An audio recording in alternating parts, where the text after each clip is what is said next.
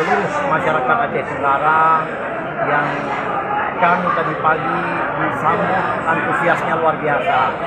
Kami diarak pakai kuda, bawa keliling kota Aceh Tenggara, dinaikkan kami kuda. Kami pertama kali mohon maaf kepada masyarakat Aceh Tenggara yang terganggu lalu lintas tadi pagi akibat kami diarak pakai kuda hingga terjadi macet di Aceh Tenggara.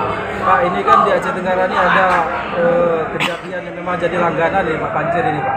Untuk program kedepannya gimana Pak kalau jadi gubernur? Tadi sudah disampaikan oleh beberapa warga, termasuk bahwa dari desa pedalaman itu yang terjadi banjir selalu akibat sungai yang dangkal.